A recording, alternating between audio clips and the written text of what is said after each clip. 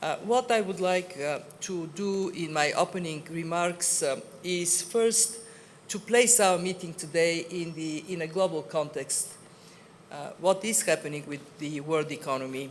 Second, to look at the significance we attach to climate action in the context of preserving macroeconomic and financial stability and promoting growth and employment. And third, to give a very short summary of the Resilience and Sustainability Trust, why we created it, what is it, and how it works. Let me start with the global context. As the Minister rightly pointed out, we have experienced unthinkable events over the last years. COVID-19 brought our economies to a standstill and put at risk progress in development in some countries, led to reversing this progress. And then a war in Europe, because of Russia's invasion of Ukraine, has pushed up commodity prices, especially oil, gas, food, leading to an accelerated inflation and pressing central banks to take decisive action to bring it down.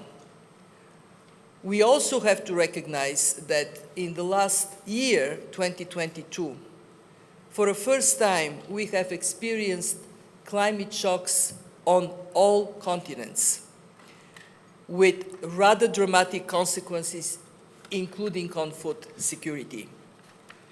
So the main conclusion we draw from these developments at the IMF is very straightforward. We are in a more shock-prone world, and the combination of health risks, climate risks, and the traditional financial stability risks requires from us to take a comprehensive approach to building resilience to these risks, so we can provide for the growth and jobs people aspire for. At the IMF, we are working on a more clear definition of what does resilience mean, and this is work in progress, but I would give you a basic framework that we can rely on as we move to talk about specifically resilience to climate shocks. When the global financial crisis hit, it was an indicator that the banking sector globally was under-regulated, and as a result, it caused dramatic consequences for the world economy. What was the action taken? Stepping forward to put the banking sector everywhere on a sounder footing. In other words, building resilience in the financial sector, specifically in the banking sector. We have to admit that we have not quite yet done entirely the job of resilience in the financial sector, because the non-banking financial institutions are still left outside of this more prudent regulatory approach. And we see the consequences of it, for example, when cryptocurrencies, or so-called cryptocurrencies, crypto assets is the appropriate word, have been shaken up. So the reason I start from this is because at the IMF, globally, a very important conclusion was drawn that financial sector resilience matters for the performance of the world economy and the performance of national economies. But similarly, resilience of people matters, and this is the lesson we learned from COVID. For people to withstand a health shock, they need to rely on a strong health system.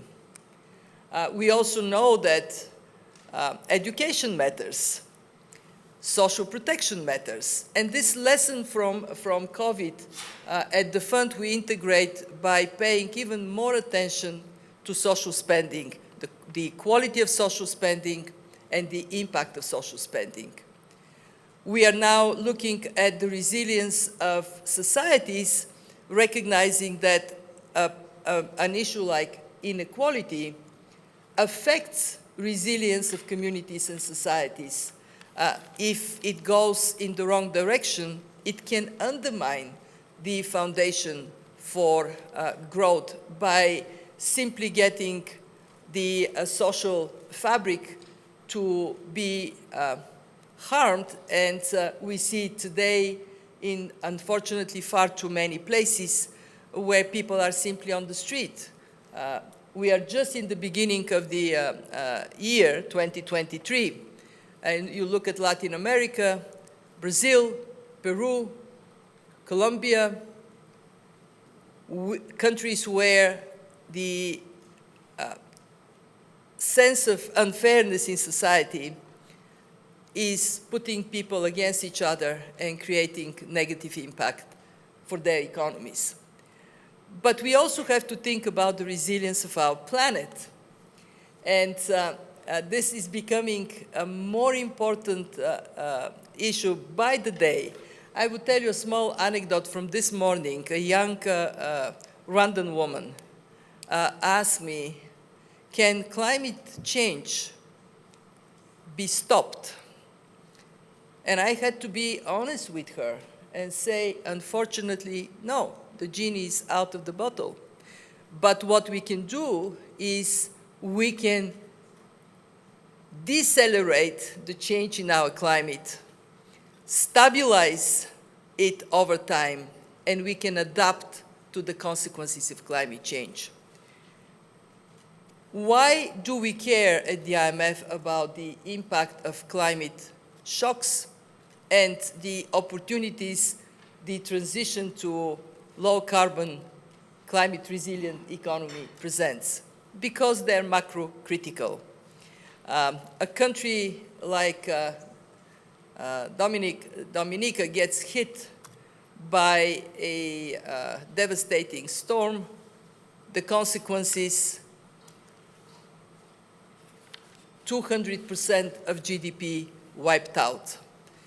And you see it virtually everywhere in Africa where droughts, floods, storms are causing loss of productivity, loss of agricultural produce, harming people and communities. But there is a bright side of this story. Investing in the green transition is a very prosperous direction. Why? Because it creates new kinds of jobs, higher quality jobs. If you look at the renewables in comparison to coal, cleaner and technologically more advanced activities. So getting that benefit in developing countries is as important as it is to manage the risks. At the IMF, we have adopted, with the blessing of our membership, a climate strategy for the IMF, and it is about exactly that, how we address climate issues as part of our core mandate of macroeconomic financial stability, growth, and employment. And it has led to 4 very important changes in the way we work. First, in our Article 4 consultations, we now aim to include climate vulnerabilities and climate opportunities, and we already are doing so, especially in countries that are high carbon emitters. But we are also doing it in countries that are vulnerable, most vulnerable to climate risks. Second, in a product that is well known to the world called Financial Sector Assessment, the famous FSAPs, we now include screening from climate-related financial stability risks. For example, is your financial sector too exposed to investing in areas that are highly vulnerable to climate shocks? So you build a building and it gets washed out, and the investment is gone with consequences for financial stability. So we are actively looking also into how directing investments to low carbon climate resilient activities can provide more diversification to portfolios in countries. 3, we are an institution that is very important globally in providing relevant data to decision makers. So in our data work now, we have included climate-related data. Our goal is that as a Minister of Finance, you can get your brief on Rwanda, and it would have all the traditional indicators like inflation, balance of payment, employment, GDP per capita, but it also would have your carbon emission intensity, and it would have, and this is the toughest one to produce, a indicator of vulnerability to climate shock. So you can think of the economy in this more comprehensive manner. Last but definitely not least, we are a financial institution, and therefore, if we believe that building resilience and investing in sustainability matters, we ought to make it possible for us to support you financially. And this is how the idea of the Resilience and Sustainability Trust was born. It is an innovation. So why we decided to have it? Because we believe that developing countries deserve to have access to long-term financing to underpin their structural transformation. The investment in climate resilience and low-carbon development brings benefits over time, and therefore we have to be able to provide longer-term financing. So what is the RST? It is an instrument that has 3 innovations, 3 things that we are very proud of. The first one is how we fund it. Last year, as you all know, we have provided special drawing rights to all our members. We provided a record high allocation, $650 billion equivalent. The previous one, the previous largest was during the global financial crisis, $250 billion, just to give you a sense of order of magnitude. But when we provide allocation of SDRs, this is done on the basis of quotas. And we know that advanced economies have large quotas, and developing economies have small, relatively speaking, quotas. So we give SDRs to countries that don't need it, and then we thought, wouldn't it be fair if we ask these countries that don't need the SDRs for their own reserves to own lend through the fund to you, to the developing countries, at highly concessional terms, some of these SDRs. So that was the first innovation, make use of an asset that otherwise would be dormant. And the way I usually talk about it is I point to the SDRs provided to countries in strong reserve positions like a sleeping beauty. So you have that, you know the story of the sleeping beauty. What was the most important thing in the life of the sleeping beauty? The prince came, kissed her, and then she woke up. So we turned to our advanced economy members and we appealed to them. And actually the first country to step forward was France. And France continues to be a leader in this area. So we can make use of something that otherwise would have been dormant. Second innovation, Never before the fund would lend at long-term concessional conditions. The RST is 20 years, 10.5 years grace period, and highly concessional terms. We basically follow the SDR interest rate.